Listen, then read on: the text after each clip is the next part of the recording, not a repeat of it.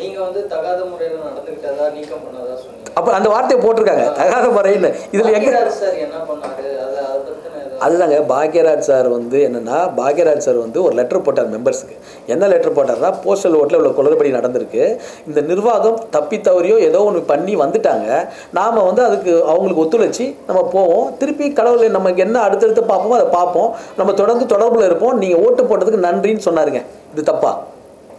இந்த வார்த்தைகள் தப்பா? என்ன அது அராஜகமாக இருக்குது. இந்த லெட்டர் காமி இப்போ எனக்கே சொல்கிறாங்க, என்ன சொல்லியிருக்காங்கன்னா, இவர் வந்து இவங்க மெம்பர்ஸ்லாம் கம்ப்ளைண்ட் பண்ணாங்களாம். எந்த கம்ப்ளைண்ட்? யாருமே கம்ப்ளைண்ட் பண்ணல. இது வந்து ஒரு சுயநலமாக நடக்கிற ஒரு விஷயம். கம்ப்ளைண்ட் பண்ணல. ஈசி மெம்பர்ஸை கேட்டால் யாருமே என்னை தூக்குனது அவங்களுக்கு தெரியல. அப்போ யாரோடைய செயல்பாடு நடக்குதுன்னு எனக்கு தெரியல. இது வந்து இது ரொம்ப ரொம்ப டூ மச்சாக இருக்குது. இது வந்து இதுவே தொடர்ந்ததுன்னா இது கடவுள் எனக்கு பொறுத்த வரைக்கும் இது ஒரு மிகப்பெரிய ஒரு பாரம்பரியமான சங்கம். அந்த சங்கம் பில்டிங் வரணுன்றதான் எல்லாருடைய எண்ணமும். ஐஸ்வரி சாரெல்லாம் வந்து எவ்வளோ விஷயங்கள் பண்ணியிருக்கிறார். ஒரு ஈகோவை பார்த்துட்டு இப்போ அவங்கள வைரஸ்ன்னு சொல்கிறதும், அந்த எதிர்த்து நின்றவங்கள வைரஸ்ன்னு சொல்கிறதும். எல்லாருக்கும் வணக்கம். நடிகர் உதயா. இன்றைக்கி வந்து நான் வந்து ரொம்ப நாள் ஆச்சு உங்கள் எல்லோரும் ப்ரெஸ்ஸை சந்திச்சு. என்னென்னா படம் மூலியமாக தான் படம் அடுத்தடுத்த படங்கள் ஸ்டார்ட் பண்ணுறதுக்கு இப்போ தான் கிட்டத்தட்ட ஒரு 3 வருஷம் பிரேக் ஆகிடுச்சு. ஒரு இப்போ படத்தில் ஸ்டார்ட் பண்ணும்போது அந்த எக்ஸ்போஸ் ஸ்டார்ட் பண்ணும்போது ஒரு ப்ரெஸ் மீட் பண்ணலான்னு நான் நினச்சேன். ஸோ இந்த மாதிரி சூழ்நிலையில் இப்படி ஒரு சூழ்நிலையில் சந்திக்கிறது வந்து ஓகே, பட் எல்லாம் பாசிட்டிவாக எடுத்துக்கலாம். ஏன்னா சில விஷயங்கள் வந்து நான் வந்து தெளிவுபடுத்த வேண்டியதாக இருக்குது. அதுக்காக தான் நான் இந்த ப்ரெஸ் மீட்டை. தென்னிந்திய நடிகர் சங்கம் ஒரு பாரம்பரியமான ஒரு சங்கம். ஸோ அந்த சங்கத்தில் ஒரு உறுப்பினராக இருக்கிறதே எனக்கு வந்து பெருமை தான். அந்த உறுப்பினர் இருந்தது அதுவே எனக்கு பெருமை தான். அப்படிப்பட்ட ஒரு சூழ்நிலையில் பாண்டவர் அணின்னு ஒன்று உருவாச்சவங்க எல்லாருக்குமே தெரியும். சரத் சார், ராதாரவியன் எல்லாம் வந்து அவங்க பண்ணிகிட்டு இருக்கும்போது பாண்டவர் அணி உருவாச்சு. அந்த டைம்லேயே நான் வந்து செயற்குழு உறுப்பினராக நான் போட்டிட்டு நாங்கள் எல்லாருமே வந்து ஒட்டுமொத்த டீமாக ஜெயித்தோம். அதுவும் எல்லாருக்கும் தெரியும். ஸோ எல்லாருமே ஒரு டீமாக இருந்தோம். அதுக்கப்புறமா சில செயல்பாடுகள் சிலர் பிடிக்கலன்னு சொல்லி தான் ஒரு அதை வந்து ஒரு கேள்வி கேட்டு ஒரு டீமாக உருவாச்சு. அந்த சக்கரதாஸ் அணின்னு ஒரு டீம் உருவாச்சு. அதில் நான் வந்து துணைத் தலைவர் பதவிக்கு போட்டிட்டேன் அந்த டைமில்.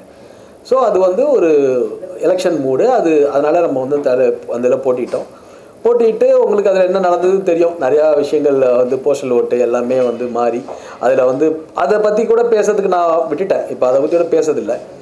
ஆனால் அதுக்கப்புறம் நடந்த ஒரு ஜென்ரல் பாடி இருந்தது. அந்த ஜென்ரல் பாடியில் அழைப்பு வந்தது. அந்த ஜென்ரல் பாடிக்கு நம்ம போயிருக்கும்போது பொதுச் செயலாளர் வந்து அந்த மீட்டிங்கில் வந்து எல்லாரையும் வந்து வைரஸ் அதை எதிர்த்து போட்டிட்டவங்களாம் வைரஸ் அது மாதிரிலாம் சொல்லிட்டு இருந்தார் பொதுச் செயலாளர் விஷால் அவர்கள்.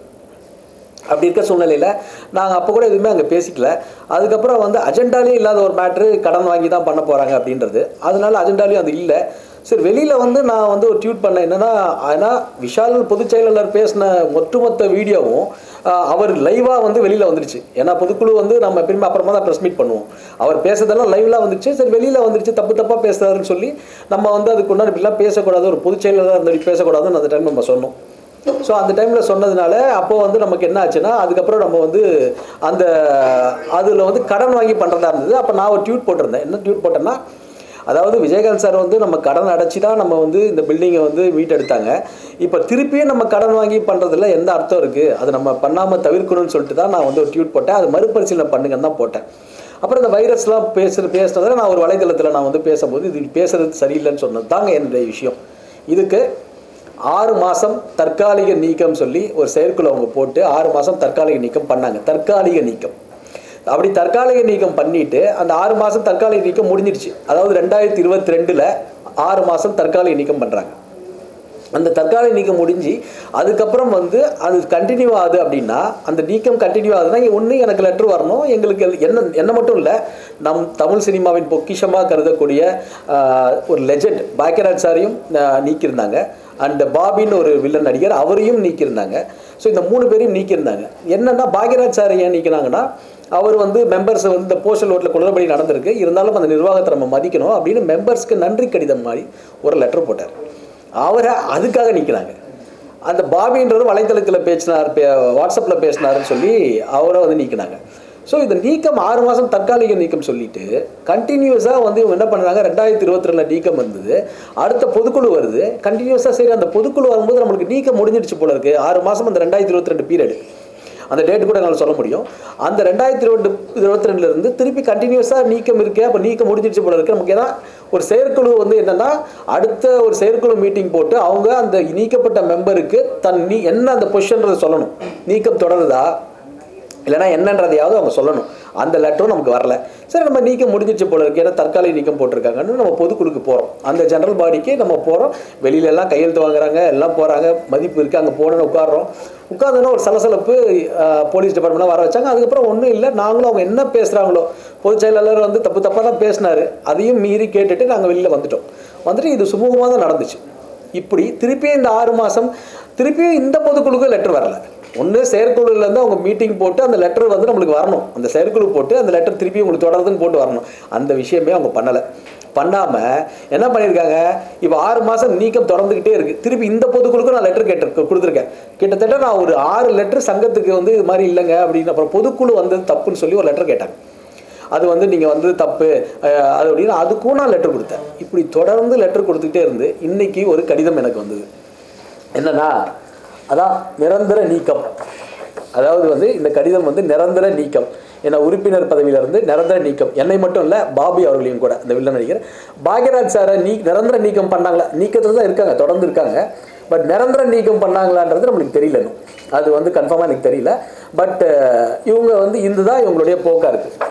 இப்போது இந்த மாதிரி ஒரு விஷயங்கள் அவங்க பண்ணிட்டு இருக்கிறதுனால இது வந்து ரொம்ப, அதாவது வந்து பைலா அப்படின்னு சொல்கிறாங்க. இவங்க எந்த விஷயமும் பைலா படி நடக்கிறதே கிடையாது. நம்பர் 1, ஷோகாஸ் நோட்டீஸ் வந்து 6 மாதம் முடிஞ்சிச்சு. அதுக்கப்புறம் அவங்க ரிப்ளை பண்ணல. அதுக்கப்புறம் ஒரு பொதுச் செயலாளர் வந்து அவங்க வந்து அந்த லெட்டர் அந்த செயற்குழுக்கு வந்து இதுக்கு நடுவில் இருக்கிற என்ன நீக்கினதுக்கப்புறம் பல செயற்குழு நடந்திருக்கு. அந்த எந்த செயற்குழுலையும் பொதுச் செயலாளர் என்ன பண்ணாருன்னு தெரியல. அவர் வந்து என்னன்னா அந்த ஒரு லெட்டரும் அனுப்பலை. ஒருவேளை அவர் வரலன்னு நினைக்கிறேன். ஏன்னா ஒரே ஒரு ஈசி மீட்டிங்கை தவிர, அந்த டீம் ஜெயிச்சு ஒரு ஈசி மீட்டிங்கை தவிர அவர் எந்த ஈசி மீட்டிங்கும் வரது சரித்திரமே இல்லை. இப்போ தான் ஏதோ லேட்டஸ்ட்டாக ஒரு ஈசி மீட்டிங், அதாவது பைலா படி ஒரு தொடர்ந்து 3 ஈசி மீட்டிங் வரலன்னா அவங்கள நீக்கலான்னு சொல்லி இருக்குது, இல்லைனா அவங்களுக்கு விளக்கம் கேட்கலான் இருக்குது. இவங்களாம் ரூல்ஸை மாற்றிக்கிட்டு இவங்க என்ன வேணால் பண்ணிக்கலாம், நம்ம கேள்வி கேட்கக்கூடாதுன்னா இது என்ன அர்த்தம்? இது எனக்கு புரியல. இன்றைக்கி வந்து இருக்குது. இப்போ நான் வந்து என்னுடைய பொதுக்குழுவில் கலந்துக்கலான்னு சொல்லி நான் வந்து கோர்ட்டில் வந்து வழக்கு தொடர்ந்துருக்கேன். அதாவது அந்த இன்ஜெக்ஷன் ஆர்டர் வாங்கணும்னு சொல்லிட்டு நான் கோர்ட்டில் என்னுடைய மெம்பர்ஷிப்புக்கு நான் வழக்கு தொடர்ந்துருக்கேன். அப்படி இருக்கிற ஒரு சூழ்நிலையில் இன்றைக்கி கோர்ட்டில் இருக்கிற ஒரு மேட்டரில் இப்போ வந்து என்னை நீக்கிறாங்கன்னா இது கண்டெம்ட் ஆஃப் கோர்ட்டா இல்லையா? இது ஒன்று. இப்படி இது மாதிரி வந்து அவங்க எந்த விதமான பைலாவையும் ஃபாலோ பண்ணுறதே அவங்க இல்லை. ஸோ இது என்னென்னா, இப்போ வந்து நீங்கள் பார்த்தீங்கன்னா ஜென்ரல் பாடியிலேயே வந்து எனக்கு தெரிஞ்சு நிர்வாகத்தில் உள்ளவங்களே பல பேர் வரல. ஜென்ரல் பாடியில் நிர்வாகத்தில் உள்ளவங்களே பல பேர் வரல, பல ஈசி மெம்பர்ஸ் வரல, பல பேர் வரல. அப்படி இருக்கும்போது பொதுக்குழுக்கு மெம்பர்ஸே வரல. அந்த பொதுக்குழு ஜென்ரல் பாடிக்கு மெம்பர்ஸே வரல. எல்லா மெம்பர்ஸும் இன்றைக்கி வந்து வாட்ஸ்அப்பில் எனக்கு பதிவு போடுறாங்க. வாட்ஸ்அப்பில் எல்லாருமே பேசுகிறாங்க, சார் எலெக்ஷன் வேணுன்றது. அதாவது இது வந்து ஒரு சொசைட்டி ஆக்ட். இந்த சொசைட்டி ஆக்ட் வந்து எலெக்ஷன் வந்து கண்டிப்பாக வைக்கணுன்றது தான் கடமை. அப்படி இருக்கும்போது இவங்க தொடர்ந்து ஒரு 6 மாதம் தொடர்ந்து கேட்குறாங்க அப்படின்னா பரவாயில்ல, 3 வருஷமாக எலெக்ஷன் வேண்டாம் அப்படின்னு. இவ்வளோ நாள் என்னை நீக்கம் பண்ணாமல் இப்போ என்னை நீக்கம் பண்ணுறதுக்கு என்ன காரணம்? நான் எலெக்ஷன் நிற்பான் பயம். அவங்களுக்கு அதுதான், வேற என்ன இந்த டீம் ஃபார்ம் ஆகும், எலெக்ஷன் வந்து பயன்ற ஒரு மேட்டர் தானே தவிர இவ்வளோ நாள் செயற்குழு நடந்திருக்கு, அப்போ என்ன நீக்கிருக்கலாமே. தொடர்ந்து வந்து இவங்க எல்லாத்தையும் பார்த்துட்டு இப்போ வந்து எல்லாம் கரெக்டாக நீக்கினாங்கன்னா, நிரந்தர நீக்கம் பண்ணாங்கன்னா என்ன அர்த்தம்? அது இதுதான் என்னுடைய கேள்வியாக இருக்குது. அண்டு நீங்கள் பார்த்தீங்கன்னா அவங்க வந்து பைலான்னு சொல்கிறாங்க. ட்ரஸ்ட்டுன்னு ஒன்று இருக்குது. அதாவது நிர்வாகக்குழு, செயற்குழு, பொதுக்குழு. நிர்வாகக்குழுலேருந்து 3 பேர் எடுக்கணும், செயற்குழுலேருந்து 3 பேர் எடுக்கணும், பொதுக்குழுலேருந்து 3 பேர் எடுக்கணும். நிர்வாகக்குழுவில் உள்ளவங்களையும் திருப்பி அந்த 3 பேரை தவிர வேறு யாரும் இல்லை. இது ட்ரஸ்ட், இது டீட் ஆஃப் ட்ரஸ்ட்டு. இது வந்து டீட் ஆஃப் ட்ரஸ்ட்டு. இந்த ட்ரஸ்ட்டில் துணைத் தலைவரும் திருப்பி உள்ளே இருக்கார். இது வந்து எந்த விதத்தில் நியாயம்? ஸோ அப்போ இவங்க எனக்கு அதை பற்றி இல்லை, இவங்க வேணும்னா பைலாக மாற்றிக்கலாம், இவங்க வேண்டான்னா அவங்க ரூல்ஸை வேணும்னு ஒன்று சொல்கிறாங்க. ஸோ இதெல்லாம் அராஜகமாக இருக்குது, ரொம்ப அராஜகமான ஒரு விஷயமா இருக்குது. நம்ம வந்து சரத் சாரையும் ராதாரவி சாரும் வந்து அவங்க பண்ணிட்டு இருக்க டைமில் தான் நீங்கள் தொடர்ந்து எலெக்ஷன் நிற்கிறீங்க. அவங்கள ஒரு கேள்வி கேட்டு பாண்டவர் அணின்னு ஒன்று உருவாச்சு. அப்படி உருவான சமயத்தில் அவங்கள நம்ம கேள்வி கேட்கலாம். நம்ம வந்து இப்போ நம்ம தப்பு பண்ணுறோம், நீங்கள் தப்பு பண்ணுறோம், நம்ம ஒரு கேள்வி கேட்டால் நீக்கணும்னு என்ன அர்த்தம்? அவங்க அது மாதிரிலாம் நீக்கலையே. ராதாரவி சரத்குமார்லாம் வந்து சரத் சார்லாம் வந்து எவ்வளவோ மெம்பர்ஸ் பேசியிருக்காங்க. இத்தனைக்கும் எனக்கு தெரியும், விஷாலெல்லாம் வந்து கூப்பிட்டே பேசியிருக்காங்க. அவங்களாம் யாரும் நீக்கலையே. இது என்னது? இது ஒரு அராஜகமான ஒரு செயலாக இருக்குது. இதுதான் ரொம்ப வருத்தமாக இருக்குது எனக்கு. இப்போ நான் வந்து பேசுகிறதுக்கு காரணம் என்னன்னா, எனக்கு மெம்பர்ஷிப் இப்போ அவசியமே இல்லை, மெம்பர்ஷிப்பே வேண்டாம். மெம்பர்ஷிப் எல்லாம் நடிக்க முடியாதுன்னு எனக்கு தெரில, நடிக்கலாம், மெம்பர்ஷிப்பே எனக்கு வேண்டாம். ஆனால் இவங்களோட பண்ணுறது வந்து நியாயம் இல்லாதது. அதாவது வந்து ஒரு விஷயம் என்னென்னா, என்னையே அவங்க இப்படி பண்ணியிருக்காங்கன்னா, ஏன்னா நான் வந்து கிட்டத்தட்ட வந்து அந்த டீமில் இருக்கும்போது என்னால் முடிஞ்ச அளவுக்கு நடிகர் சங்கத்துக்கு நான் தொடர்ந்து பண்ணியிருக்கேன். அவங்க இல்லைன்னு சொல்லுங்கள். ஏசி சண்முகம் சார் அவர்கிட்ட நான் வந்து வட்டி இல்லாத கடன் தான் 3 கோடி வாங்கி கொடுத்துருக்கேன். அதுக்கு ஐஸ்வரி சாரும் உத்தரவாதம் கொடுத்துருந்தாரு. அதே வட்டி இல்லாத கடனுங்க, வட்டி இல்லாத கடன் இப்போ நீக்கிட்டீங்களே, இப்போ அந்த 3 கோடி கொடுத்துருங்க. நான் இன்றைக்கி பதில் சொல்லிட்டு இருக்கேனே, இது என்ன அர்த்தம்? அதுக்கப்புறம் வந்து அந்த மெம்பர்ஸ்க்கு, நாடக கலைஞர்களோட மெம்பர்ஸ்க்கு ஏசிஎஸ் மருத்துவக் கல்லூரியிலையும் வேல்ஸ்லேயும் வந்து இலவச மருத்துவம், அவங்களுக்கு எல்லாம் இலவச மருத்துவம் வந்து தொடர்ந்து ஏசிஎஸ் கல்லூரியில் நான் வந்து ஒரு ஃபங்க்ஷன் மாதிரி பண்ணி, அந்த ஃபங்க்ஷனை பண்ணி மெம்பர்ஸுக்கு எல்லாமே ஒரு மூட்டு வலியாக இருக்கட்டும், ஒரு இருதய ஆப்ரேஷனாக இருக்கட்டும் வரைக்கும் கூட ஆப்ரேஷன் நம்ம பண்ணி கொடுத்துருக்கோம். இவங்கள யாராவது பண்ணாங்களான்னு கேளுங்க, இதெல்லாம் வெளியில் தெரியாது. உதயாண்ட ஒருத்தர் பண்ணாரா? இல்லை, இந்த கொரோனா லாக்டவுனில் கூட லாரன்ஸ் மாஸ்டர் கிட்ட 25 லட்ச ரூபா நான் வாங்கி கொடுத்தேன். இதெல்லாம் வெளியில் தெரியும், நாங்கள் சொல்கிறதும் இல்லை. ஏன்னா இதில் அந்த டீமில் இருக்கவங்க எல்லாருமே ஈசி மெம்பர்ஸ் வேலை செய்வாங்களே தவிர நிர்வாகத்தில் இருக்கவங்க பெருசாக வேலை செய்யறதா எனக்கு தெரியல. இன்ஃபேக்ட் கார்த்திகெலாம் நிறைய பண்ணியிருக்காரு. பட் இவ்வளோ தூரம் இருந்து கார்த்திகை எப்படி பண்ணுறாரு? ஏன் ஒரு உண்மையான விஷயத்துக்கு ஏன் குரல் கொடுக்க மாட்டேங்கிறாங்கன்னு எனக்கு தெரியல. இப்போ நம்ம எலெக்ஷனில் நிற்கக்கூடாது, ஒரு ஒற்றுமையாக இருக்கிறது சங்கம், எல்லாரையும் அரவணைச்சி போகிறது தான் ஒரு சங்கம். இதை வந்து இவங்க ஈகோவாகவும் இவங்க வந்து இப்போ நான் அந்த பேட்டி கொடுக்கறதுல எனக்கு என்ன திருப்பி பிரச்சனை பண்ணுவாங்களா எனக்கு தெரியும். அதெல்லாம் சந்திக்கிறதுக்கு நான் ரெடியாக தான் இருக்கேன். இப்போது இதுதாங்க என்னோடய விஷயம். இப்போ அவ்வளோ பெரிய ஒரு இயக்குனர் பாக்யராஜ் சாரை வந்து அவங்க நீக்கிறது வந்து நான் வந்து ரொம்ப இப்போயும் தொடர்ந்து நீக்கத்தில் இருக்காங்க.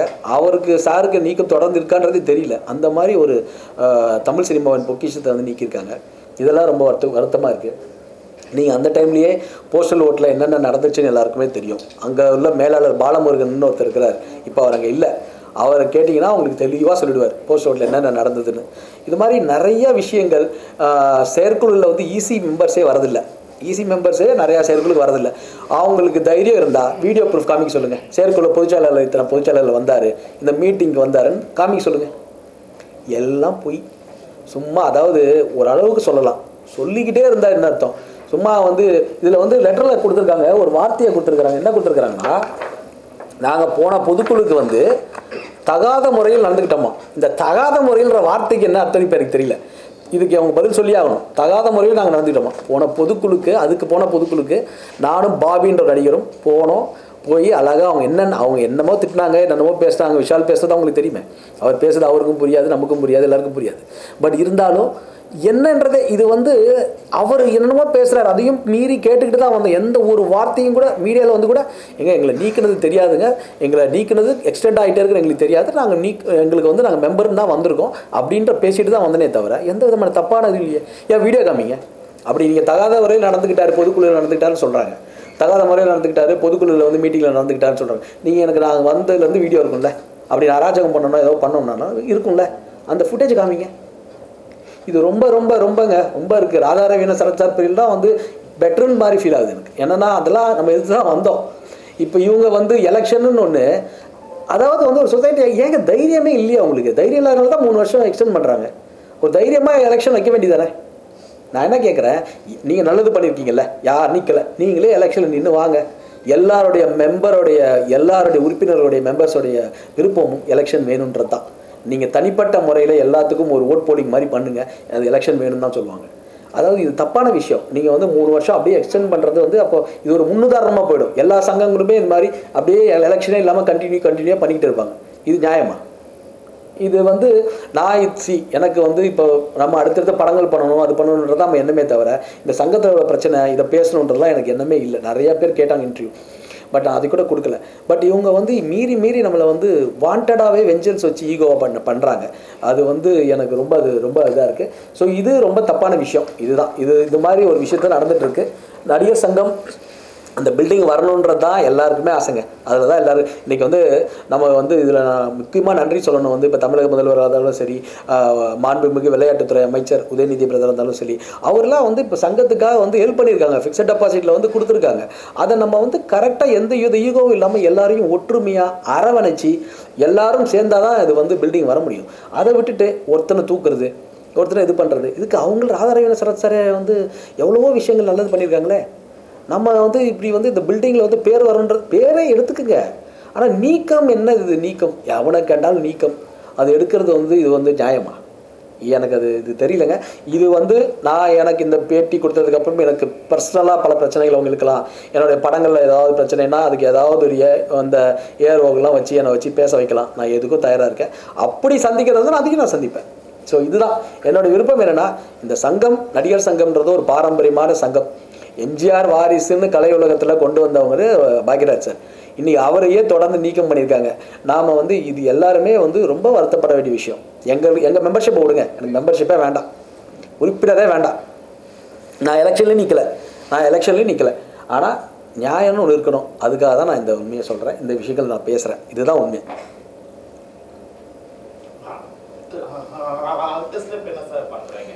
சார் அடுத்த ஸ்டெப்பு நான் வந்து லீகலாக சட்டப்படி நான் வந்து கோர்ட்டில் கேஸ் போட்டிருக்கேன் சார். ஆக்சுவலாக இவங்க லீகலாக நாம் போயிட்டுருக்கும் போது இவங்க வந்து திருப்பி இப்போ இந்த லெட்டர் வந்து இன்றைக்கி வந்திருக்குன்ன போது இதுவே கண்டெம்ட் ஆஃப் கோர்ட்டுன்னு சொல்கிறாங்க. எனக்கு தெரியல, சட்டப்படி எனக்கு தெரியல கண்டெம்ட் ஆஃப் கோர்ட்டா என்னன்ட்டு. பட் இது வந்து தப்பாக இருக்குது. அண்டு நிரந்தர நீக்கம்ன்றது எனக்கு இவ்வளோ சீக்கிரமாக நிரந்தர நீக்கம் பண்ணுவாங்கன்னு தெரில. பாபின்னு ஒரு நடிகரையும் நிரந்தர நீக்கம் பண்ணியிருக்காங்க. அடுத்த கட்டம்ன்றது வந்து நான் சட்டப்படி சந்திப்பேன். நான் மெம்பர்ஷிப்ன்றது வந்து சட்டப்படி சந்திப்பேன். எலெக்ஷன் வந்து கண்டிப்பாக இவங்க வைக்கணும். எனக்கு பொறுத்த வரைக்கும் பாக்யராஜ் சார் மெம்பர்ஷிப்பை மரியாதையாக இவங்க எல்லாரும் போய் வீட்டுக்கு கொண்டு போய் அந்த மெம்பர்ஷிப்பை திருப்பி கொடுத்துட்டு வந்து அந்த பாவத்தை இவங்க கழிச்சிக்கணும். இதெல்லாம் ரொம்ப தப்பு.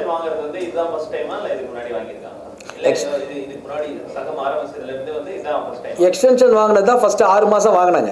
6 மாதம் ஃபர்ஸ்ட் இந்த நிர்வாகம் 6 மாதம் விதியை மாற்றலை. அவங்களாம் விதியை மாற்றலை. எலெக்ஷன் இல்லை, அது என்னன்னா எலெக்ஷன் ஒன்று அனௌன்ஸ் பண்ணுவாங்க. ஆனால் யாரும் நிற்க மாட்டாங்க, கண்டெஸ்ட் பண்ண மாட்டாங்க. எலெக்ஷன் ஒன்று விஜயகாந்த் சார் இருக்கும்போது எலெக்ஷனே எல்லாரும் தேவையில்லைன்னு ஒட்டுமொத்த கருத்தாக சொல்லுவோமே, யாருமே வேணான்னு சொல்லுவோமே. விஜயகாந்த் சார் இருக்கும்போது ஒரு நடிகர் சங்கம்னா விஜயகாந்த் சார் இருக்கும்போது நடிகர் சங்கம். அப்படி ஒரு அமைப்பு வந்து பார்க்கவே முடியாது. கேப்டன் வந்து ஒரு உறுப்பினருக்கு ஒரு பிரச்சனைனா இவங்க ஃபோன் எடுக்க சொல்லுங்கள், நம்ம பொதுச்செயலாளர் ஃபோன் எடுக்க சொல்லுங்கள், இல்லை உள்ள யாராவது ஃபோன் எடுக்க சொல்லுங்கள். யாருமே எடுக்க மாட்டாங்க எந்த பிரச்சனையுமே. இவங்களோட மனசாட்சி தொட்டு சொல்லுங்கள். உதயா வந்து இந்த சங்கத்துக்கு வந்து என்னென்ன பண்ணியிருக்கான்றது எல்லாருமே அவங்களுக்கு தெரியும். என்கிட்ட அவங்க ஆடியோ கடவுள் பண்ணியதில் அந்த ஃபோனில் எல்லாம் அவங்க என்ன வாழ்த்துனதெல்லாம் கூட ஆடியோவில் இருக்குது. அப்போ அந்த டைம்லலாம் இருக்குது. ஸோ எனக்கு வந்து இது புரியல. இது வந்து ஈகோ இல்லாமல் வெஞ்சன்ஸ் இல்லாமல் நீங்களே நடத்துங்க. நீங்கள் எலெக்ஷன் ஒன்று வைங்க. யாரும் நிற்கலைன்னா நீங்களே அண்ணன் போஸ்ட்டாக வாங்க. உங்களையும் இந்த பாபி அப்படிங்கிறவங்க 2 பேர்த்த மட்டும் தான் நீக்கம் பண்ணியிருக்காங்களா, இல்லை தேவையில்லாத நிறைய பேர்த்த நீக்கம் பண்ணியிருக்காங்க? சார் அது வந்து தேவையில்லாத நிறைய பேர் மெம்பர்ஸை நீக்கம் பண்ணியிருக்காங்க சார். இவங்களுடைய அது நான் நிர்வாகத்தில் இல்லைல்ல, எனக்கு அது தெரியாது. நான் நிர்வாகத்தில் இல்லை.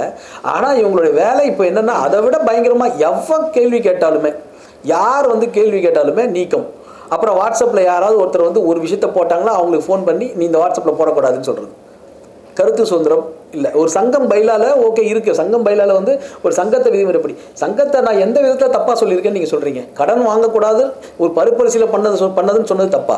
இத்தனை நடிகர்கள் இருக்கும், எல்லாரும் ஹெல்ப் பண்ணுறாங்க. ரஜினி சார் இன்னும் ஹெல்ப் பண்ணுறாங்க, கமல் சார் ஹெல்ப் பண்ணுறாங்க. எல்லாருமே சேர்ந்து பண்ணலாமே. அப்புறம் நம்ம எதுக்கு திருப்பி கடன் வாங்கி திருப்பி அந்த கடனை கட்டுறதுக்கு அது ஒரு பெரிய இஷ்யூ இல்லையா? அப்போ நான் சொல்லும் போது இவங்க யாரோ ஒருத்தரை வச்சு வாட்ஸ்அப்பில் பதிவு போடுறாங்க, எனக்கு உதயாவுக்கு வந்து படங்கள் பண்ணார், அவர் கடன் இல்லையா? இதெல்லாமல் அவர் சீப்பாக பண்ணுறாங்க. நீங்கள் வந்து தகாத முறையில் நடந்துக்கிட்டதா நீக்கம் பண்ணதா சொன்னீங்க. அப்போ அந்த வார்த்தையை போட்டிருக்காங்க தகாத முறைன்னு. இதில் எங்கே சார் என்ன பண்ணாரு?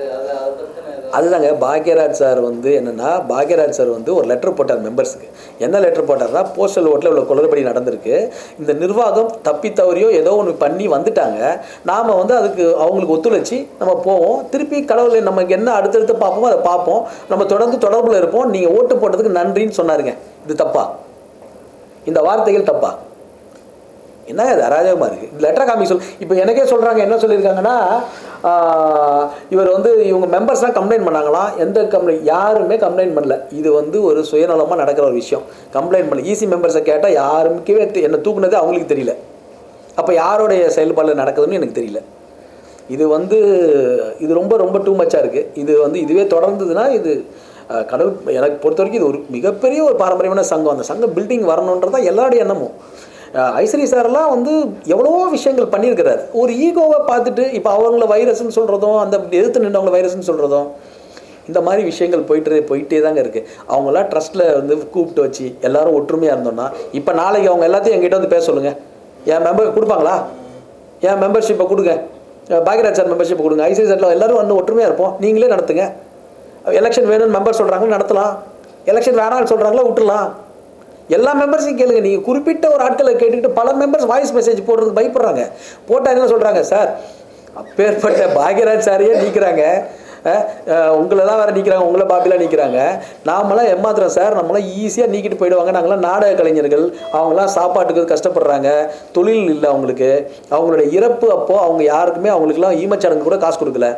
இப்படி இருக்கிற ஒரு சூழ்நிலையில் இப்போ வந்து அந்த 3 வருஷம் என்ன சரி 3 வருஷம் என்ன பண்ணீங்க நான் கேட்குறேன். இந்த 3 வருஷம் இப்போ எல்லாம் கேஸ் போடல அதெல்லாம் நினச்சி 3 வருஷம் என்ன பண்ணீங்க கேட்டால் அந்த 3 வருஷத்தில் ஒன்றுமே பண்ணல. ஏன்னா இவங்களுக்குள்ளேயே யாருமே ஒரு ஒற்றுமை கிடையாது, மீட் பண்ணிக்கவே இல்லை. இவங்களுக்குள்ளேயே ஒரு ஒற்றுமை இல்லாமல் இப்போது அந்த நிர்வாகத்துக்குள்ளேயே ஒற்றுமை இல்லைன்னா அந்த பில்டிங் எப்படி சீக்கிரம் வரும்? இப்போ தப்பி தவறி வந்து இப்போ வந்து நமக்கு வந்து ஹெல்ப் பண்ணியிருக்காங்க, நமக்கு வந்து ரஜினி சார் ஹெல்ப் பண்ணியிருக்காங்க, கமல் சார் ஹெல்ப் பண்ணியிருக்காங்க, சிவகார்த்திகேயன் சார் ஹெல்ப் பண்ணியிருக்காங்க, தனுஷில் நிறைய பேர் ஹெல்ப் பண்ணியிருக்காங்க, உதயநிதி பிரதர், அதான் அதுக்கு தான் நன்றி சொல்லணும், அவங்கள ஹெல்ப் பண்ணியிருக்காங்க. தமிழக முதல்வர் நமக்கு இன்னமும் நிறைய விஷயங்கள் எல்லாத்துக்கும் இண்டஸ்ட்ரிக்கு சப்போர்ட் பண்ணிட்டு இருக்காங்க. அப்படி இருக்கும்போது இது ஏன் உங்களுக்கு இந்த ஈகோ, ஏன் இந்த பாலிடிக்ஸ், உள்ளுக்குள்ளே என்ன பாலிடிக்ஸ்? எலெக்ஷனில் நின்னோன்ற ஒரே ஒரு காரணத்துக்காக இவ்வளோ தூரம் பண்ணுறீங்களா? இப்போ எனக்கு தைரியம் இருக்குங்க, நான் பேசுகிறேங்க, நீங்கள் நாளைக்கு என்ன வேணாலும் என்ன பண்ணுங்கள், அதுக்கு நான் நீங்கள் தான் பண்ணுவீங்கன்னு யார் பண்ணுறாங்கன்னு எனக்கு தெரியும். அந்த டைமத்தில் நான் பேசுவேன், ஆதாரத்தோடு பேசுவேன். அந்த யாராவது பண்ணாங்கன்றது எனக்கு தெரியலையா, அப்போ ஆதாரத்தோடு பேசுவேன். இவங்க தான் இதுக்கு பேக்கு, எனக்கு ஏதாவது பிரச்சனைன்னு வர ஆரம்பிச்சதுன்னா நான் இவங்க தான் எனக்கு அதெல்லாம் ஃபேஸ் பண்ணுறது நான் தயாராக தான் இருக்கேன். நான் மெம்பர்ஷிப்பே வேணான்னு சொல்லிட்டேனே, எனக்கு உறுப்பினர்ன்றது எனக்கு அதில் இருக்கணுன்றது அவசியம் இல்லை. ஸோ அதுதான் இவங்க அந்த அராஜக போக்கை விட்டுட்டு இது மாதிரி நீங்கள் ஒழுங்காக ரூல்ஸை ஃபாலோ பண்ணிங்கன்னா மற்ற ரூல்ஸை பற்றி பேசுங்க. நீங்கள் யாருமே ரூல்ஸை ஃபாலோ பண்ணுறதில்ல, பைலா யாருமே ஃபாலோ பண்ணுறதில்ல. அப்படி பைலா கேட்டால் சரத் சார் ஆதரவு போட்ட சட்டம் நாங்கள் அதை பண்ணுறோன்னா என்னங்க இது பதில்? நாசர் சார் தலைவராக இருக்கிறாரு, அவராலேயே எதுவுமே பேச முடியலையே. அவருக்கு மைக்கு பிடிக்க வேற எல்லாரும் தான் பேசுகிறாங்க, அவர் எங்கே பேசுகிறாங்க? அப்போ இங்கே ஒற்றுமே இல்லையே, அங்கே நிர்வாகமே அங்கே வந்து இதாக இருக்கே, வீக்காக இருக்கே. ஸோ சார் டாமினேஷன்றது வந்து அங்கே டோட்டல் வீக்கு. டாமினேஷன் யார் பண்ணுறன்றது அவங்க எல்லாத்துக்கும் தான் தெரியும். நம்ம வந்து நிர்வாகத்தில் இல்லாதன்றதுல டாமினேஷன் இல்லை. நான் சொல்கிறது சங்கமே செயல்படலைன்னு சொல்கிறேன். சங்கமே செயல்படவே இல்லை. இந்த 3 வருஷத்தில் நிறையா மெம்பர்ஸ்க்கு நம்ம தனிப்பட்ட முறையில் அவங்க ஹெல்ப் பண்ணியிருக்காங்க. கார்த்திக் ஹெல்ப் பண்ணியிருக்கிறதா சொன்னாங்க, பூச்சிமுருகன் சார் ஹெல்ப் பண்ணியிருக்கிறதா சொன்னாங்க. ஆனால் சங்கமாக அவங்களுக்கு எந்த ரெஸ்பான்ஸுமே எந்த விதமான உதவிகளும் இல்லை. ஒரு ஈமச்சடங்கு கூட தனிப்பட்ட முறையில் பண்ணியிருக்காங்க, அவங்க பண்ணியிருக்கோம், ஐஸ்வரி சார் பண்ணியிருக்காங்க, எல்லாரும் பண்ணியிருக்காங்க, குட்டிமுத்துமா பண்ணியிருக்காங்க, நிறைய பேர் பண்ணியிருக்காங்க, சங்கீதா பண்ணுறாங்க, நிறைய பேர் பண்ணுறாங்க. ஆனால் சங்கமாக இந்த 3 வருஷம் நல்லா செயல்பட்டுருக்கலாமே. அப்போது தொடர்ந்து நீங்கள் எலெக்ஷன் வேண்டாம்னு 6 மாதம் பண்ணி திருப்பி 3 வருஷம் பண்ணி திருப்பி வந்து அதையும் வந்து எல்லாருடைய விருப்பம் இருந்தால் பரவாயில்ல, குறிப்பிட்ட ஒரு ஆட்களை பொதுக்குழுவில் வச்சு நீங்கள் வந்து உறுப்பினராக உங்களுக்கு வந்து முக்கியமான தீர்மானம் சொல்கிறதெல்லாம் வந்து அதெல்லாம் வந்து எல்லாரும் மெம்பர்ஸுமே தெரியுது. எல்லா மெம்பர்ஸும் வாட்ஸ்அப் பதிவு இருக்குங்க. அவங்க வாட்ஸ்அப் பதிவெல்லாம் போட்டோம்னா அவங்க மெம்பர்ஷிப்பை நாளைக்கு எடுத்துருவாங்க. அவங்க என்ன சொல்கிறாங்கன்னா, நடிகர் சங்க கட்டிட பிறகு தேர்தல் வச்சா நல்லா இருக்கும் அப்படின்னு உறுப்பினர்களே அந்த கூட்டத்தில் வந்து சொல்றதா அப்படின்னு ஒரு வார்த்தையை அவங்க உச்சரிக்கிறாங்க. அப்ப எங்களுக்கும் வந்து அந்த தேர்தல் வேணாம்னா நாங்க நடத்தணும் தான் நினைக்கிறோம் நாங்க. ஆனா இவங்க வேணான்றதுதான் நானும். யார் சொல்றது வேணும் நடத்துற அவங்க சொல்றாங்க. இது எல்லாமே ஒரு டிராமா சார். இதெல்லாம் திணிக்க அன்னைக்கு நடந்த பொதுக்குழுல அவங்க வந்து படிக்கிறாங்க, இந்த மாதிரி தேர்தல் வேண்டாம், இந்த மாதிரி பணிகள் நடந்துகிட்டு இருக்கு, இந்த முடிச்சுட்டு அது வந்து அதுக்கப்புறம் தேர்தலை வந்து சந்திச்சுக்கலாம், இந்த தேர்தல் வந்து இப்போதைக்கு வேண்டாம், எங்களுக்கு சந்திக்கணும்னு ஆசை தான், ஆனால் இதை முடிச்சுட்டு பண்ணலாம், நிறைய செலவுகள் இருக்குது, 25 லட்ச ரூபா ஆகுது ஒரு எலெக்ஷனுக்கு, அது வந்து ஏற்கனவே நிதி வந்து பற்றாக்குறை இருக்குது, நம்ம வந்து வாங்கி தான் வந்து பண்ணுறோம் அப்படின்னு சொல்லி படிக்கிறாங்க. அதுக்கு வந்து அங்கே கிட்டத்தட்ட ஒரு 700-800 பேர் வந்திருக்காங்க, அந்த ஹாலில் இருக்காங்க. அவங்க வந்து ஒப்புதல் கொடுக்குறாங்க. 700-800 பேரா? அந்த ஹாலில் நீங்கள் மெம்பர்ஸ்ன்னு பார்த்தீங்கன்னா ரொம்ப கம்மியாக இருந்தாங்க. மெம்பர்ஸ்ன்னு பார்த்தீங்கன்னா உறுப்பினர்கள் பார்த்தீங்கன்னா ரொம்ப கம்மியாக இருந்தாங்க. இது நீங்களே அங்கே பாருங்கள், எல்லா தீர்மானம் படிக்கிறாங்க. படிச்சுட்டு அந்த தீர்மானத்தை மட்டும் ஸ்பெசிஃபையாக நீங்கள் வந்து இது வந்து எங்களுக்கு விருப்பம் இல்லை, நாங்களே இது சர்ப்ரைஸாக இருக்குது, இதெல்லாம் உங்கள் எல்லாருக்குமே தெரியும், சர்ப்ரைஸாக இருக்குது, இது எல்லாமே திணிக்கப்பட்டது தான். இது வந்து திணிக்கப்பட்டது தான். நீங்கள் வந்து எலெக்ஷன் வேணான்னு சொல்லி இப்போது இது ஒரு முன்னுதாரணமாக ஆகிடாதா? இந்த ஒரு எலெக்ஷன் வேணான்றது இன்னொரு சங்கமும் அது மாதிரி வந்து ஒரு அமைப்போ வந்து நாங்கள் வந்து இப்போ இந்த இடத்துல இது கட்டிட்டு இருக்கோம், எங்கள் சங்கத்துக்கு ஒரு பில்டிங் கட்டிட்டு இருக்கோம், இல்லைனா வந்து ஏதோ ஒரு வெல்ஃபேர் பண்ணிட்டு இருக்கோம், எலெக்ஷனே வேணாம், இது நியாயமா? ஜனநாயக முறைப்படியில் இது எல்லா கமிட்டிக்கு எல்லா பாடிக்கும் நடக்குமா? அப்படி இது எப்படி ஜனநாயகமாகும்? எலெக்ஷனாக ஃபேஸ் பண்ணி தான் ஆகணும். நம்ம செலவுன்றது வந்து சங்கத்துலேருந்து செலவு பண்ணி தான் ஆகணும், இல்லை அவங்க செலவு பண்ணி தான் ஆகணும். இல்லை ஒருவேளை மெம்பர்ஸே இந்த எலெக்ஷன் நீங்கள் வந்து டிக்ளேர் பண்ணிவிட்டு மெம்பரே இந்த எலெக்ஷனே வேண்டாம் அப்படின்னு அவங்களே பாய்காட் பண்ணாங்கன்னா அதுதான் உண்மையான வெற்றி. நீங்கள் வந்து எலெக்ஷனே வைக்க மாட்டீங்க, அந்த இதுவே ஃபைலே பண்ண மாட்டீங்கன்னா அப்புறம் வந்து அதில் யாரும் நிற்காமல் இருந்தால் தான் உங்களுக்கு வெற்றி. அதில் ஒருத்தர் இருந்தால் கூட அதுக்கே நீங்கள் வந்து வாய்ப்பு கொடுக்க மாட்டேங்கிறீங்க. அந்த 3 வருஷம் ஏன் வந்து ரிஜெக்ட் பண்ணுறீங்க? அப்போது மெம்பர்ஸோடைய விருப்பம் எல்லாருடைய இது நீங்கள் எத்தனை பேர் நிற்குவீங்க? இப்போ நான் உங்ககிட்ட ஒரு 60 வாட்ஸ்அப் என்னால் காமிக்க முடியும், 100 பேருக்கு காமிக்க முடியும் வாட்ஸ்அப் எலெக்ஷன் வேணும்னு சொல்கிறாங்க. அவங்க எல்லாத்தையும் நீக்கிடுவாங்களா? 200 பேர் 300 பேர் நீக்கிடுவாங்களா? அதெல்லாம் இல்லை. இது வந்து அவங்க வந்து இப்போ எலெக்ஷனே நடத்திட்டோம், எலெக்ஷனே வேண்டான்னு சொல்லி அவங்களே நடத்திட்டோம். ஆனால் இந்த மாதிரி ஒரு யாரையும் நீக்கிறதோ மற்றவங்களுடைய இது பண்ணுறதோ அதை மட்டும் வேண்டாமல் நீங்களே பண்ணிக்கிங்க. மெம்பர்ஸ் யாராவது வேணும்னு நினச்சாங்கன்னா அவங்க கோர்ட்டில் போயிட்டோம். அதுதானே தவிர என்னை பொறுத்த வரைக்கும் எலெக்ஷன் வந்து நடக்கணுன்றதான் எல்லாருடைய ஆசையுமே. அது முறைப்படி நடக்கணும். நான் இப்பயும் சொல்கிறேன், நான் எலெக்ஷனில் நிற்கலை. நான் எலெக்ஷனில் நிற்கலை, ஆனால் எலெக்ஷன் நடக்கணும். அதே மாதிரி நோட்டீஸ் வந்ததுக்கு அப்புறமா நீங்க சங்கத்தை தொடர்பு போட்டு பேசுனீங்களா? முக்கியமான அந்த பதவியில் இருக்கவங்கள்ட்ட என்ன அப்படின்னு சொல்லிட்டு நீங்க பர்சனலா பேசுனீங்களா? இல்ல சார், நான் வந்து எல்லார்கிட்டையுமே இன்னும் நட்பாக தான் சார் இருக்கேன். எனக்கு யாருமே அந்த டீமில் பகை கிடையாது சார். எனக்கு எல்லாருமே எனக்கு ஃப்ரெண்ட்ஸ் தான். நாகர் சார்கிட்ட பேசுகிறேன், பூச்சி முருகன் அண்ணன்ட்ட பேசுகிறேன், கார்த்தி பிரதர் தான் பிஸியாக இருக்கார். மற்றபடி வந்து எல்லாத்தையுமே பேசுகிறேன், ஈசி மெம்பர்ஸ்க்கு எல்லாருக்குமே பேசுகிறேன். விஷால் கிட்ட பேசுறதில்லை, ஏன்னா அவர்கிட்ட யாருமே பேச முடியல. அதனால் நம்ம மெம்பராக உட்காந்து யார்ட்டுமே அவர் பேச முடியாது. ஸோ அந்த மாதிரி ஒரு தலைவர் அவர். ஸோ அதனால நம்ம அது பண்ண முடியாது. இது வந்ததுக்கு அப்புறம் கேட்டீங்களா ஏன் இந்த மாதிரி பண்ணிருக்கீங்களே அப்படின்னு சொல்லிட்டு? நீங்க அவங்க சைட்ல இருந்து விளக்கம் நான் கேட்டேன், மன்னிப்பு டைரக்டாக மன்னிப்பு கொடுக்குன்றாங்க. நான் என்ன சொன்னேன், விளக்கம் கடிதத்தில் விளக்கமாக கொடுத்துட்டேன். நான் வந்து இது மாதிரி சங்கத்துக்கு இனிமேல் நான் இந்த மாதிரி பண்ணலைன்னு சொல்லி அதையும் கொடுத்துட்டேன். நீ தொடர்ந்து மன்னிப்பு கொடுத்து ஸ்ட்ராங்காக நீ மன்னிச்சிட்டேன் சாரின்னு சொல்கிறாங்க. எதுக்கு சாரி நான் சொல்லணும்? நியாயமே இல்லையே. அப்படி நான் வந்து என்ன தப்பு பண்ணேன்? நான் என்ன தப்பு பண்ணேன்னு சொல்லுங்கள். நான் ஏதாவது ஒரு பிரச்சனை பண்ணி சங்கத்துக்கு இது பண்ணி ஏதாவது பண்ணனா, இல்லை ஏதாவது ஒரு மெம்பர்ஸ் லைஃப்பை நம்ம இது ஏதாவது பிரச்சனை பண்ணனா, நான் என்ன பிரச்சனை பண்ணேன்? எதுவுமே பண்ணாமல் ஒரு உறுப்பினரை, அதுவும் நான் அவ்வளோ செஞ்சுருக்கேன் இந்த சங்கத்துக்கு, யாராவது இல்லைன்னு சொல்லுங்கள். கார்த்தி பிரதரையோ விஷால் பிரதரையோ இல்லைன்னா நாசர் சாரையோ அவ்வளோ ஒர்க் பண்ணியிருக்கோம். எல்லாருமே ஒர்க் பண்ணி, நான் மட்டும் இல்லை, எல்லாருமே ஒர்க் பண்ணியிருக்கோம். அப்படி இருக்க சூழ்நிலையில் இது ரொம்ப தப்பாக இருக்கீங்க. அதுதான் நான் சொல்லுவேன். இது எனக்கு என்னென்னா, இது வந்து ஒரு ஜனநாயக முறைப்படி இது மாதிரி வந்து இப்போ நான் வந்து இது மாதிரி இதுக்கு நடுவில் எனக்கு 6 மாதமாக நான் வந்து ப்ரெஸ் மீட் கொடுக்கலையே. எலெக்ஷன் வந்து நடந்தது. எலெக்ஷன் கிட்டத்தட்ட ஒரு 3 வருஷமாக வந்து என்னை நீக்க வச்சுருந்தாங்க. 2.5 வருஷமாக தொடர்ந்து தற்காலிக நீக்கம்னு சொல்லிட்டு நான் இப்போ பத்திரிகையில் சந்திக்க வேண்டியது. ஏன்னா எல்லாருக்கும் உண்மை தெரியணும். இது வந்து எல்லா நடிகர்களுக்குமே உண்மை தெரியணும்.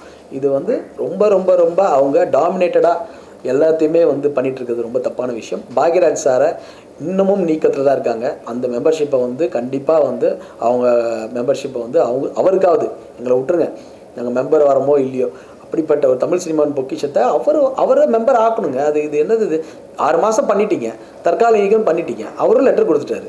இதுக்கப்புறமாவும் ரொம்ப தப்பாக இருக்குங்க.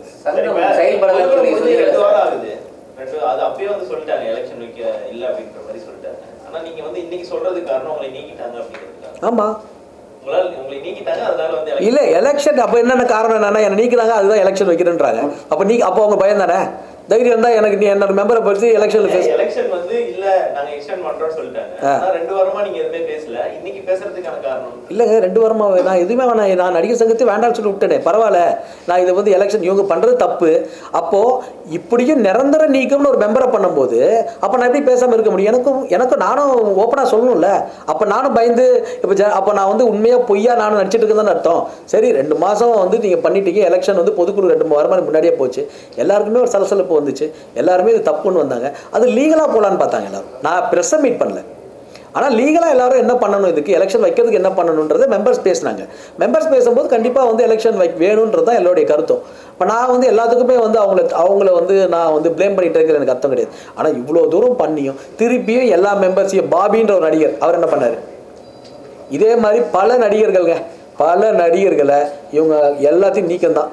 100% அவங்களை வேலை பண்ண விடாம நிறைய பேரை பழி வாங்குறது. இந்த பழி வாங்குற போக்கு தான் ஜாஸ்தியா இருக்கு. சங்கம் செயல்படலன்னு சொன்னீங்கல்ல, இப்ப சங்கம் வந்து அந்த பாலியல் பிரச்சனைகளை பண்றது புதுசா ஒரு கமிட்டி ஆகட்டும், அடுத்து இந்த நடிகர்களோட சம்பள பிரச்சனை, அடுத்து இந்த ஷூட்டிங் பிரச்சனை அதுவாகட்டும், இப்ப கட்டிட பிரச்சனை, இது கட்டிடம் வந்து கட்டிட்டு தான் இருக்காங்க, எல்லாத்துலயுமே செயல்பட்டு தான் இருக்காங்க. எந்த வகையில நீங்க எப்ப செயல்படுறாங்க? கூட ஒரு அறிக்கை விட்டாரு. இல்ல ஆமா நன்றி சொல்லி அறிக்கை விட்டாரு. ஆக்சுவலி வந்து தனுஷ் சார் அறிக்கை விட்டாரு. அந்த பிரச்சனைகளே இன்னும் பல விஷயங்கள் இருக்கு, அதை பேசினா அது பிரச்சனைகளே முடியல. நிறைய விஷயங்கள் அவங்களுக்குள்ள இருக்கு. அவங்க அறிக்கை கொடுத்துருந்தாங்க. தனுஷ் சாரும் கோஆப்ரேட் பண்ணியிருந்தாரு. அந்த டைம்ல ப்ரொடியூசர் கவுன்சில் ஈசி மெம்பராக இருக்கிறதா எனக்கும் அந்த விஷயம் தெரியும். பட் எந்த டைம்ல இது மாதிரி இவங்க பரபரப்பாகிறாங்க? எலெக்ஷன் டைம்ல தான் பரபரப்பாகிறாங்க. அதுக்கு முன்னாடி ஏன் பரபரப்பாகி? இந்த பிரச்சனை வந்து தயாரிப்பாளர் சங்கம் எடுக்கும்போது தான் அது வந்து சொல்றாங்க, பெப்சி வந்து பேசுறாங்க. அப்ப வந்து பேசுனதுக்கு தனுஷ் வந்து ஒரு கடிதம் கொடுத்திருக்காரு. ஆமாங்க, பெப்சி பேசுனது வந்து அவங்க ஷூட்டிங்க்கு அலோவ் பண்ணது, ஷூட்டிங் ஸ்பாட்டுக்கு. அதாவது பல பிரச்சனைகள் இருக்கு. இண்டஸ்ட்ரி பிரச்சனை வந்து தனுஷ் சார் பிரச்சனை மட்டும் கிடையாது. இல்ல தனுஷ் சார் பிரச்சனை மட்டுமே இண்டஸ்ட்ரி பிரச்சனை கிடையாது. இண்டஸ்ட்ரியில அவங்க ப்ரொடியூசர்ஸ் கவுன்சில் நிறைய விஷயங்கள் பேசியிருக்காங்க, நிறைய இஷ்யூஸ் பேசியிருக்காங்க. சம்பளங்கள் பேசியிருக்காங்க, ஓடிடி பிளாட்ஃபார்ம் விஷயம் பேசியிருக்காங்க. இதுல வந்து நடிகர்கள் வந்து அட்வான்ஸ் வாங்கிட்டு விஷயங்கள் பேசியிருக்காங்க. இதெல்லாமே வந்து இல்லை. தனுஷ் சார் படம் ஷூட்டிங் அலோவ் பண்ணாத காரணம் என்னன்னா ப்ரொடியூசர் கவுன்சில் லெட்டர் வாங்கலன்றதான் மேட்டரே தவிர, அது வந்து அவங்க ஆல்ரெடி ஷூட் பண்ணதுனால அலோவ் பண்ணிட்டாங்க. இதுதானே தவிர இதுக்கு தனுஷ் சார் நன்றி சொல்லியிருக்காரு, அவ்வளவுதான். இந்த ஒரு விஷயம் தான் இது வந்து இதுக்கும் இதுக்கு நீங்க இவங்க செயல்பாடு எலெக்ஷன் வரும்போது தான் அப்படியே பரபரப்பாகும். இதான் நடக்கும். இது மற்றபடி அவங்க இதுதான் அவங்களுடைய செயலா இருக்கும்.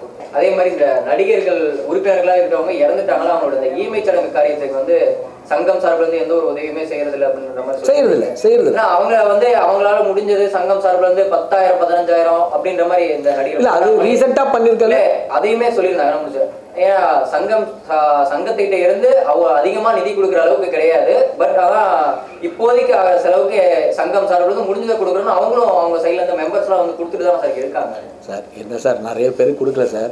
அதாவது அவங்க நினைச்சிருந்தா இதுக்கு ஒரு விஷயத்தை அமைச்சு ஒரு பெரிய பெரிய நடிகர்கள் இருக்காங்க, அவங்க கிட்ட கலெக்ட் பண்ணி சில விஷயங்கள் வந்து பண்றதுக்கு எல்லாமே ரெடியாக தான் இருந்தாங்க. அது அவங்க கலெக்ட் பண்ணியிருந்திருக்கலாம். ஆனால் சில பேருக்கு தான் தனிப்பட்ட முறை, நான் சொன்னேன் தனிப்பட்ட முறையில் பூச்சிமரண்ணா இருக்கட்டும், கார்த்தி பிரதா இருக்கட்டும், தனிப்பட்ட முறை நான் கூட தனிப்பட்ட முறையில் பண்ணியிருக்கோம், இவர் தனிப்பட்ட முறையில் பண்ணியிருக்கேன், நிறைய பேர் தனிப்பட்ட முறையில் பண்ணியிருக்காங்க. ஆனால் என்ன பிரச்சனைனா இங்கே சங்கம் வந்து சங்கமாக எதுவுமே அவங்க வந்து மெம்பர்ஸுக்கு ஒரு உறுதுணையாவோ ஒரு செயல்படுறோம் ஃபோன் எடுக்கிறது இல்லை, மெம்பர்ஸோட டெத்தை அவங்களுக்கு அனௌன்ஸ் பண்ண முடியல. இது மாதிரி நிறைய விஷயங்கள் இருக்கு. 70% அப்படின்னு அவங்களும் சொல்றாங்க. 70% முடிஞ்சிருக்கு அப்படின்னு சொல்லி சொல்றாங்க. கட்டடம் பார்க்கும்போது தெரியுது.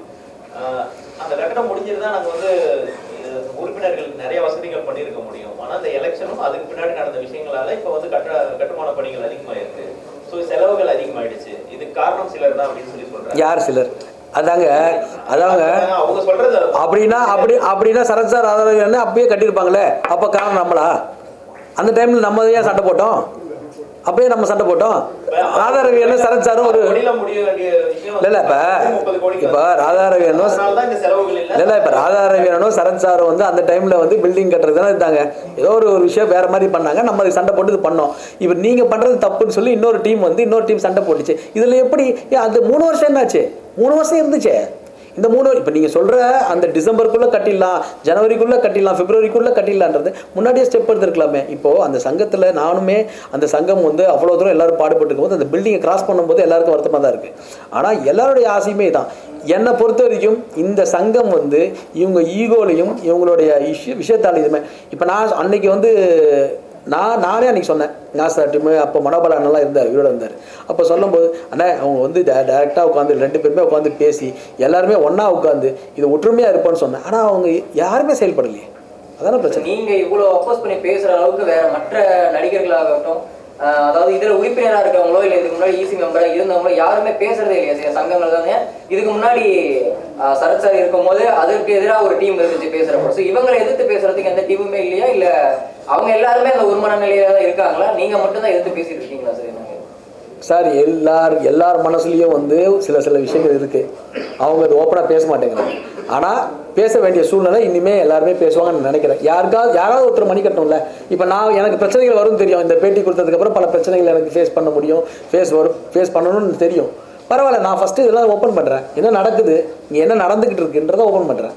கண்டிப்பாக இது வந்து நான் வந்து ஒரே ஒரு அவர் சொல்கிறாரு, விஷால் சொல்கிறாரு, நல்லவங்களாம் வெளில போயிட்டாங்க, சரி நல்லவங்களாம் உள்ளே வந்துட்டாங்க, கெட்டவங்களாம் வெளில போயிட்டாங்க. இங்கே யார் நல்லவங்க யார் கெட்டவங்க? இவர் ஒரு பொதுச் செயலாளர் பேசுகிற பேச்சாது இதெல்லாம் வந்து அதுதான் சொல்கிறேன். இவங்களுடைய காழ்ப்புணர்ச்சி மட்டும்தான் இந்த பில்டிங்கு தடப்பட்டிருக்கு நான் சொல்கிறேன். இந்த பில்டிங் தடப்பட்டு நிற்கிறது இவங்களுடைய காழ்ப்புணர்ச்சி தான், வேறு யாருடைய காழ்ப்புணர்ச்சியும் கிடையாது. எல்லாரும் இன்றைக்கும் வரைக்கும் எதிர் டீமில் இருந்தாலும் ஐசிடி சார் பென்ஷன் கொடுத்துட்டு தான் இருக்கிறாங்க, நம்ம மெம்பர்ஸ்க்கு வந்து எஜுகேஷன் வந்து கொடுத்துட்டு தான் இருக்கிறாங்க. இதனால் வந்து நடிகர் சங்கத்துக்கு நம்ம மெம்பர் நம்ம இதில் இல்லையே கொடுக்காம இல்லையேன்னு யாரும் சொல்லலையே.